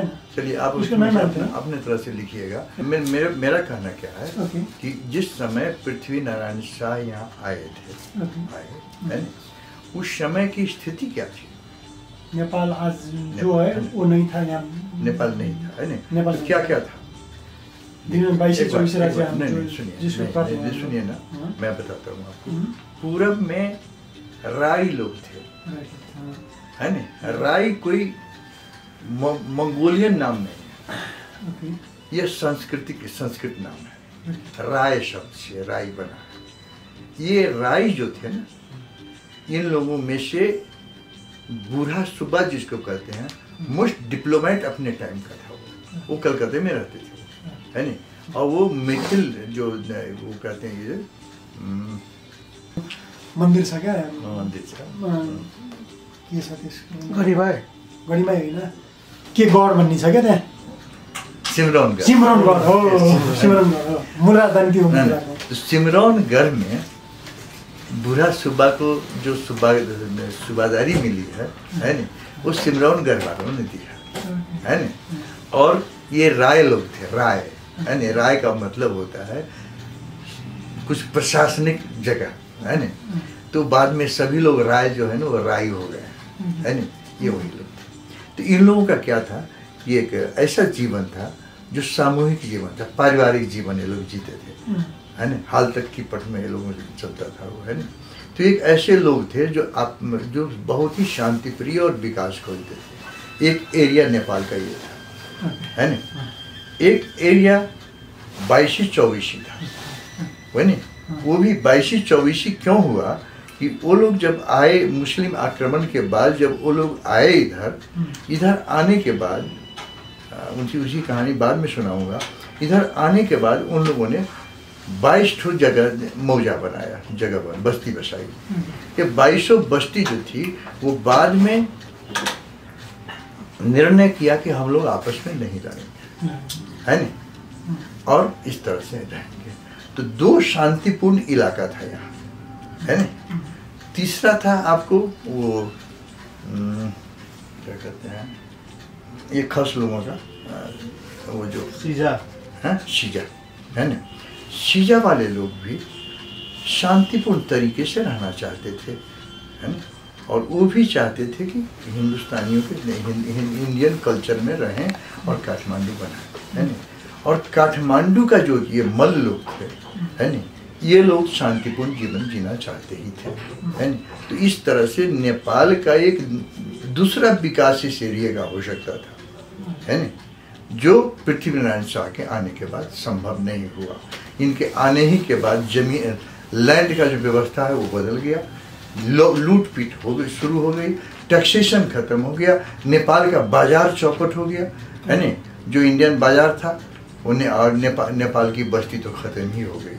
और इन लोगों ने क्या किया कि आते ही इन लोगों ने अंग्रेजों के साथ इनकी समझदारी ये हो गई थी। उस समय अंग्रेज यह चाहता था कि नेपाल का जो रास्ता है ना, जिस रास्ते से तिब्बत की ओर व्यापार होता है, इस रास्ता को बंद कराया जाए। पृथ्वीनारायण शाह ने उसको बंद भी कराया, लूटपाट करके, है ना, बंद भी करा दिया। इसके बाद यहाँ जो आपको मैंने एक समृद्ध देश था उस समय, है ना। अब जो आपको क्या कहते हैं ये पाटन, है ना, पाटन आपको मेटरोलॉजी में बहुत ज़्यादा विकास कर गया था, है ना। यहाँ से चीज़ें बाहर जाया करती थी। कीर्तिपुर कपड़ा बिनने में बहुत आगे था, है ना। सारे इस इलाके की ज़रूरत वही पूरा करता था। ये सब खत्म हो गया, है ना। सारे लोगों को इन्हें मार दिया, जो जानते थे उसको भी मारा इसने। इस तरह से क्या हुआ कि मेरे दिमाग में डार्क एज पृथ्वीनारायण शाह ने शुरू किया, है ना, क्या छोड़ दिया। तो ये जो स्थिति है इसमें तो टोटल तो ये जो डार्क एज शुरू किया, ये जो कंजर्वेटिज्म है ना, वो आज तक चला आ रहा है ना। हिंदुस्तान से डरो, अच्छी बातों से डरो, दुनिया से अलग रहो, है ना। क्या ये जो हमारा कल्चर हो गया है। उस समय की जो मानसिकता से पृथ्वीनारायण शाह ने यहाँ एक राज्य खड़ा कर दिया, वही मानसिकता से आज भी चलता है। इसलिए क्या होता है कि यहाँ कांग्रेस तो होते हैं लेकिन प्रजातंत्र दिखाई नहीं देता है ना। जनता के प्रति कोई दायित्व किसी के पास में इतनी बड़ी पार्टी की नहीं है। आज कांग्रेस के पास जितना संघर्ष है वो व्यक्ति को लेकर के है, जनता को अधिकार दिलाने वाली कोई भी इसमें एक बंदा नहीं है ना। ये जो कम्युनिस्ट लोग आए हुए हैं, ये सारे कम्युनिस्ट एंटी क्या कहते हैं उसको, ये है डेमोक्रेट है ना। अब आप बताइए, एक बात बताइए, कम्युनिस्ट की सबसे बड़ी पहचान क्या हो सकती है? कम्युनिस्ट की पहचान, मान लीजिए नेपाल जैसी जगह पर जो सीमांत में बैठे हुए लोग हैं, उसकी सुरक्षा होनी चाहिए ना, है?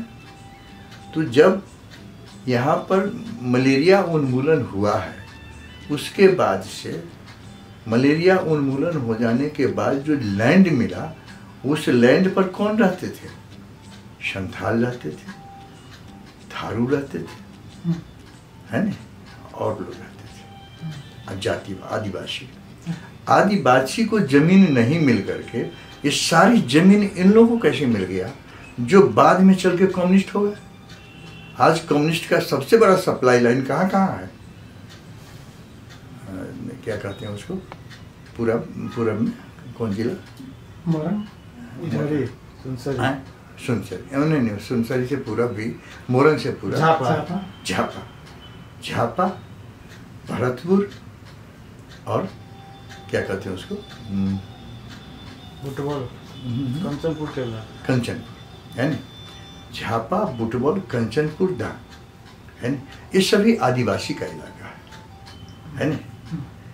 यही कम्युनिस्ट लोग पहले पैदा होते हैं, यहीं से कम्युनिस्ट पार्टी का सप्लाई लाइन है। ये सभी कम्युनिस्ट हैं जो कभी पहाड़ में रहा करते थे। इन लोगों ने आकर के आदिवासियों को यहाँ से भगा दिया, सारे आदिवासी खत्म हो गए, जबकि ज़मीन उन्हीं को मिलनी थी। अगर एक कम्युनिस्ट थे तो उसके लिए संघर्ष किए होते कि ज़मीन इनको दो, है नहीं, लेकिन उनकी ज़मीन ये छीन लिए। ये सही कम्युनिस्ट हैं जो भगा दिए उनको और खुद जो है यहाँ के मालिक बन बैठे। और मालिक बन जाने के बाद ये सभी कम्युनिस्ट हो गए, है नहीं।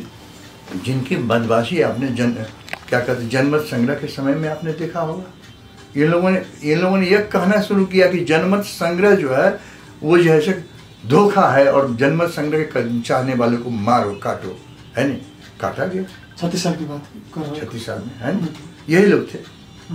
तो ये लोग कम्युनिस्ट हैं ही नहीं, है नहीं।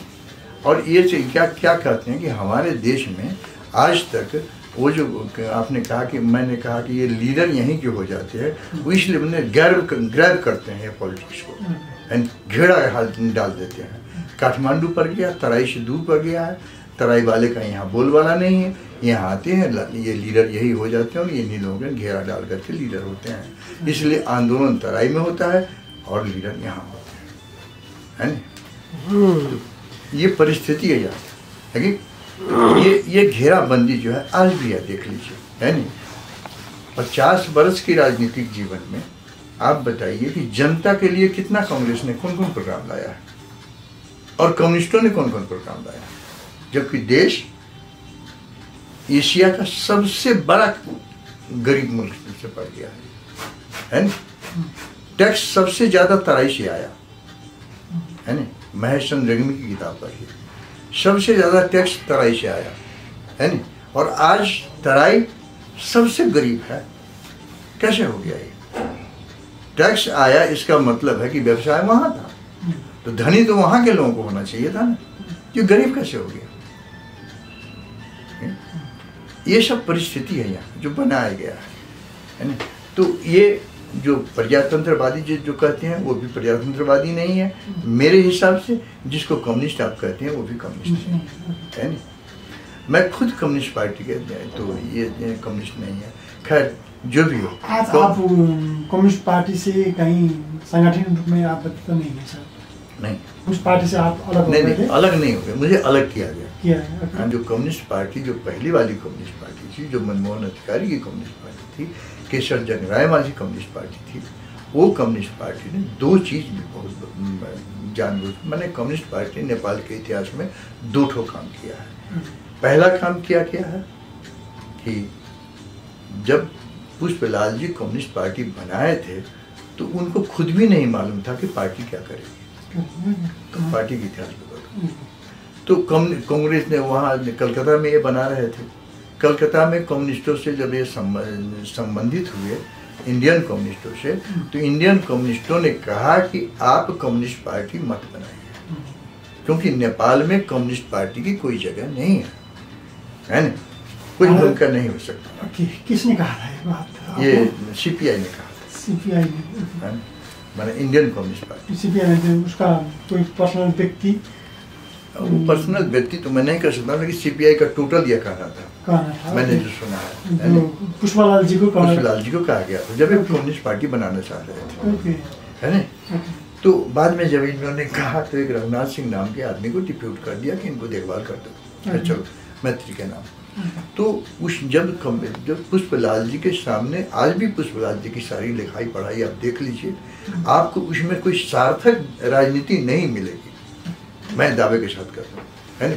सार्थक राजनीति से मतलब है नेपाल की जिंदगी से संबंधित बातें, पूरा दर्शन है उसमें, पूरा दर्शन है ना। तो ये जो बातें हुई ना, तो इसमें इस कम्युनिस्ट पार्टी को बड़ा बनाने में एक ही आदमी का हाथ है उस समय का, तुलसीलाल। तुलसीलाल जी स्वयं कांग्रेस थे, इंडिया में रहते थे, वो बेतिया के में कहीं पर आश्रम, चंपारण के किसी आश्रम में रहते थे। जब वो यहाँ आए तो यहाँ उन्होंने किसान आंदोलन शुरू किया, और किसान आंदोलन शुरू करने के साथ ही साथ क्या हो गया कि पार्टी विकसित हो गई, कम्युनिस्ट पार्टी किसान पार्टी कहलाने लगी, है ना। ये एक काम इन्होंने यह किया।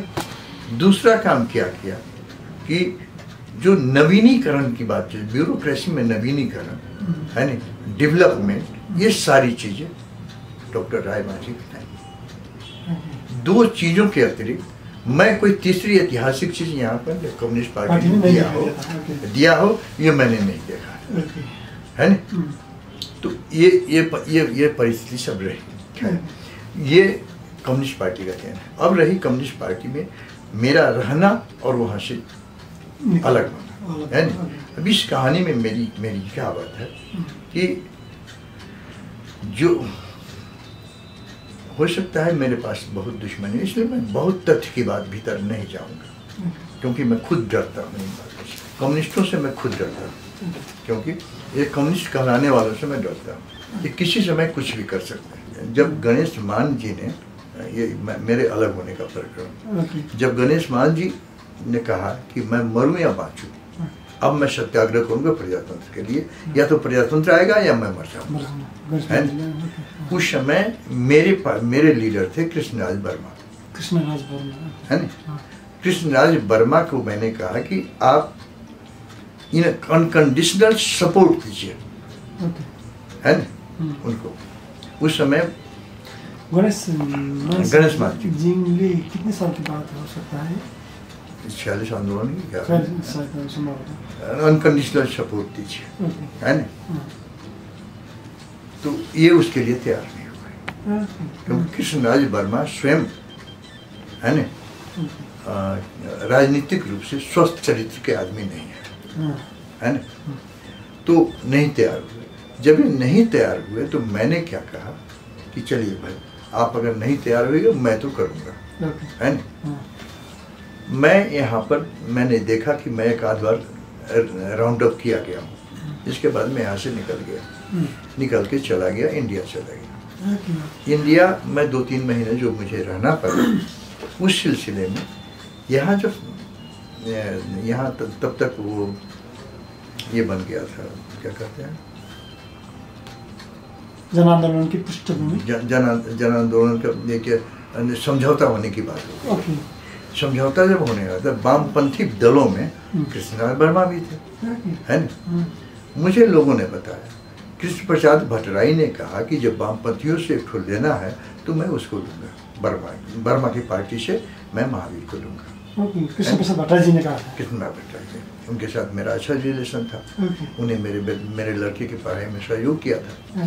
तो इसके बाद जब उन्होंने ऐसा कहा तो कृष्णराज वर्मा ने चटपट कुछ लोगों को झूठ मूठ का बैठा करके, और पॉलिट ब्यूरो मीटिंग, एक केंद्रीय कमेटी मीटिंग किया गया, और कहा क्या गया कि राजा को सहयोग करने दिल्ली गए हुए हैं महावीर प्रसाद सिंह, इसलिए राजावादी है वो। आपको झूठा आरोप लगा दिया, है ना। आरोप लगाने के बाद यहाँ पर तो क्या परिस्थिति हो गई कि 46 साल के बाद राजावादी कह करके कुछ लोगों को मारना शुरू किया लोगों ने, है ना। मैंने कहा कि बस चलेगा, हम इनका खुराक अब हो जाएंगे, है ना, क्योंकि मैं जो बात करता था इनको पछता नहीं था, है ना। सीधी बात है, मैं आज भी यही हूँ, है ना। पछता नहीं था, कभी कुछ कहते थे, कभी कुछ कहते थे। होते एक दिन अंत में हमको माधव नेपाल ने कहा कि आप पार्टी छोड़ दीजिए, अकेले में पार्टी छोड़ दीजिए। देखियो, तो आपको सब लोग सामंत करते हैं, आप भी सामंत करते हैं? हाँ, आप भी करते हैं? हाँ, मैं भी करता हूँ। ठीक है। जब पार्टी की लीडरशिप ये कह रहा है कि मैं सामंत हूँ, मुझे पार्टी छोड़ देना चाहिए, तो फिर मैं इस संगठन में क्यों रहूँगा, है ना। मैंने पार्टी छोड़ दी, है ना, मैं अलग हो गया।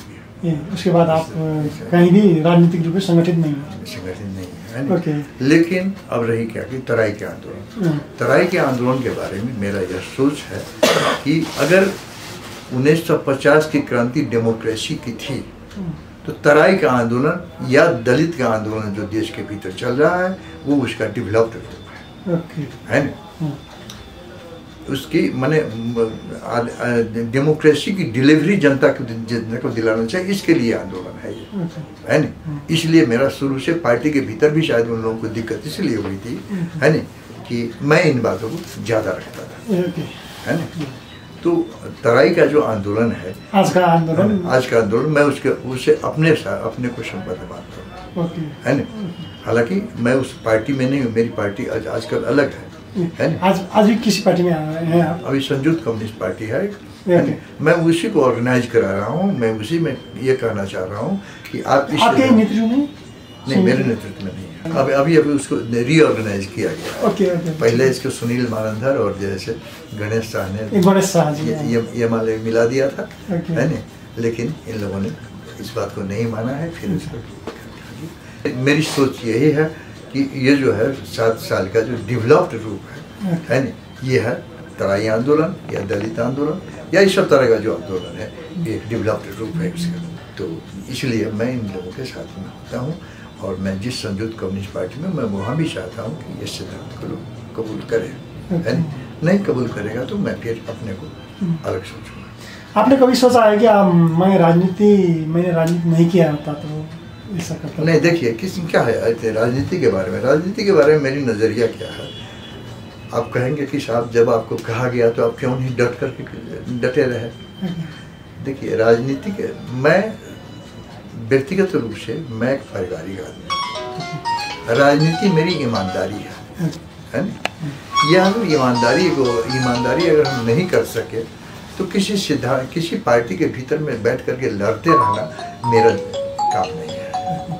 मैं सिंपल मानने वाला अर्को मेरो कुरा के थियो काफी पढेको मान्छे हो, काफी पढे लेखेको मानिस हुनु, एक इन्टेलेक्चुअल हुनु, जुन कि मेरो पारिवारिक स्थितिले मलाई दिएन। तपाईले बताइदिए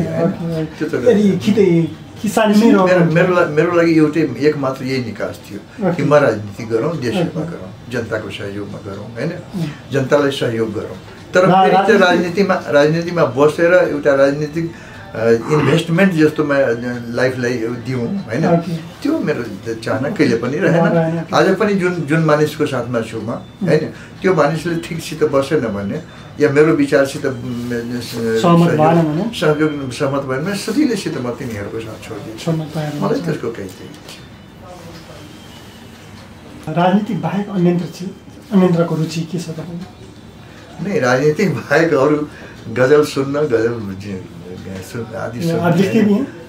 लिखते भी हैं गजल साहित्य? नहीं लिखते, मैं तो कुछ भी नहीं लिखा, कुछ नहीं।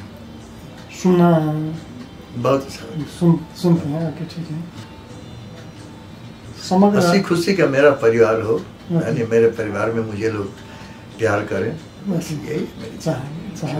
आपका अभी पारिवारिक जीवन किस तरह बीत रहा है? जब मान लीजिए आप बहुत अच्छा बीत रहा है। आप कितने साल के हो गए हैं? 70? आपने जन्म मिति भी नहीं कहा है, कुछ ऐसा ही है। जन्म मिति भी आपने नहीं कहा है। 70-74 कुछ ऐसा ही है। तो मैं परिवार में बहुत खुश हूँ आजकल, है नहीं, फिर कल की बात नहीं कर सकता। जीवन दैनिकी कैसे बीत जाता है आपको? दैनिकी मेरा आजकल बीत जाता है, यही चिंतन किया, साथी लोगों से बात किया, पॉलिटिक्स पर बात किया, है ना, किताब पढ़े, सोचे कैसे क्या होता है, कैसे दुनिया चली, कैसे दुनिया बनी, कैसे बिगड़ी। कोई पश्चाताप जन्य घटना वो राजनीति? पश्चाताप मेरे जीवन में नहीं हुआ। पश्चाताप अगर हुआ है तो यही सब हुआ है कि काहे इन लोगों के साथ में, है ना, दूसरे लोगों ने बेवजह मुझे कम्युनिस्ट होने की पश्चाताप, कम्युनिस्ट होने का, ये वर्तमान कम्युनिस्ट लोगों का साथ होने का पश्चाताप है। वर्तमान राजनीतिक परिदृश्य को संक्षेप में कहते हैं, किस तरह कहते हैं और उसका निकास क्या हो सकता है?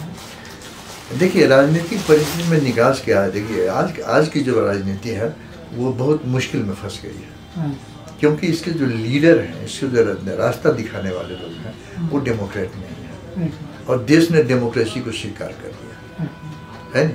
या तो डेमोक्रेसी को फेंको या डेमोक्रेसी के साथ डेमोक्रेसी या डेमोक्रेट बनो।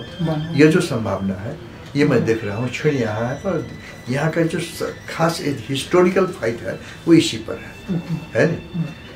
डेमोक्रेसी को लागू करने के लिए नॉन डेमोक्रेटों के हाथ में पावर है, जबकि देश ने डेमोक्रेसी को मधेशवादी, आप तो मधेश से भी जुड़े हुए हैं, मधेशवादी पार्टियों में से पार्टी नहीं, कोई भी नहीं। ये बहुत बड़ा दुर्भाग्य है इस देश का, है ना, ये बहुत बड़ा दुर्भाग्य है।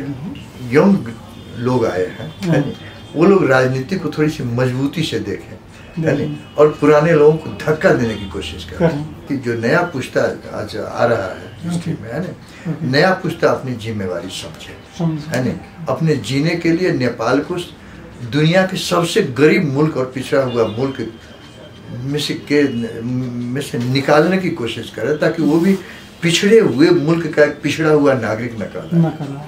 देश को विकसित करने का कोई आपके पास तो कोई विजन भी हो सकता है, किस तरह देश को? आज तो संसार में ये साबित हो गया है ना कि सत्ता का दो चरित्र होता है, एक इंक्लूसिव और दूसरा इनक्लूसिव।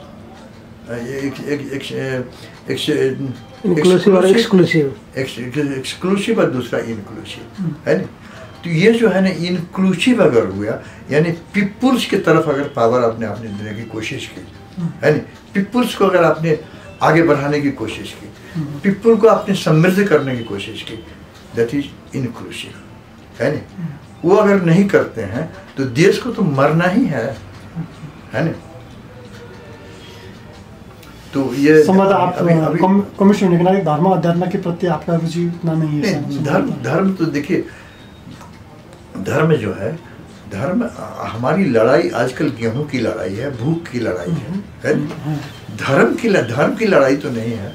धर्म की लड़ाई तो पाखंडी लोग अभी खड़ा कर रहे हैं इसको, है ना। गेहूं कहते कहते धर्म की बात कर लेते हैं, गेहूं करते करते मुसलमान की बात कर लेते हैं, हिंदू की बात कर लेते हैं। अरे भाई गेहूं की बात करने यार, है ना। यहाँ तो रोटी का सवाल है ना। तो रोटी को धर्म से क्या वास्ता? कोई धर्म हाथ तो नहीं पकड़ता है कि तुम खेती नहीं करो। व्यक्तिगत रूप में आप पूजा पाठ तो नहीं करते? विश्वास नहीं है मुझे। विश्वास नहीं है, ठीक है। मानव जीवन क्या है? कैसे परिभाषित करते हैं? मानव जीवन एक्शन है। एक्शन, जो भी एक्शन करे, हर एक्शन के पीछे हर आदमी का को लगता है कि मेरा जीवन खुशी रहे, सुखी रहे। नहीं, एक्शन वही है जो सेल्फ मेकिंग है ना। आप सेल्फ ओरिएंटेड होता है। एक्शन करते हैं जैसे छाती धड़कती है ना। वो धड़कन जो है वो धड़कन एक्शन है, उसका धर्म है, उसका धर्म है ना। उसी तरह से आदमी का एक्शन है। आदमी अगर एक्शन नहीं करे तो डेड हो जाएगा, है ना। तब भी हम लोग जो कुछ भी करते हैं अपनी संतुष्टि के लिए करते हैं, नहीं। यहाँ तो अब ये तो आध्यात्मिक बात हो जाती है, लेकिन आखिर करते तो अपनी संतुष्टि, असंतुष्ट होकर के तो कोई जीना नहीं चाहेगा। संतुष्ट जीवन जीने के लिए, सुखी जीवन जीने के लिए आपकी दृष्टिकोण में क्या करना चाहिए? मैंने बेहतर परिवार होना चाहिए, बेहतर और देश में राजनीति चाहिए, होपफुल पॉलिटिक्स होना चाहिए। होपफुल, ओके, ठीक है। अंत में कुछ कहना चाहेंगे आप जो मैंने नहीं पूछा है? नहीं, वही तो मैं कहना चाहता हूँ, है ना, कि आज के युवक लोग, पुराने जो बुजुर्ग लोग हैं, उनके रास्ते पर न चले, इनको हटाएं और अपनी जिंदगी को अपनी तरह से लिखें। ठीक है, धन्यवाद।